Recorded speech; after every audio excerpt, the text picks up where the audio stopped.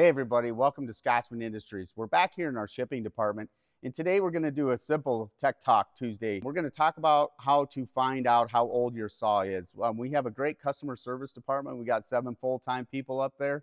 They're very knowledgeable, but having your serial number, or at least knowing about how old your saw is, really helps us to determine what parts you're going to need for your saw. So by having your serial number, it just ensures that we get you the part that you need the first time, every time. So to locate your serial number, there's a data tag in the front of your saw. Now this has changed over the years. On the newer saws, they're all up here in the front. Some of the older saws, they're over on the side. But somewhere on the base of your machine, you will have a data tag.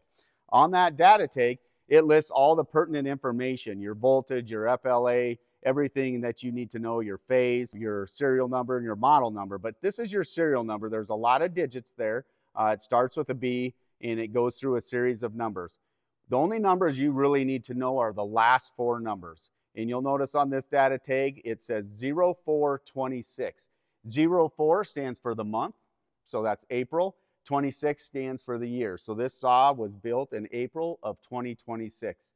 Now we realize, our machines go into rough, hard-working environments, and sometimes these data tags get worn off. If a customer refurbishes a machine, he takes it off, doesn't get it put back on, or they just get rubbed off over time. There is one more location, and you do have to take 2 bolts off, but we do stamp the complete serial number right here underneath of this bracket on your saw. So if you do not have a data tag, you can take 2 bolts off and your complete serial number is stamped on the base of the machine. If you have any questions or need any help, please feel free to give us a call at 605-859-2542 or check us out on the website at scotchman.com.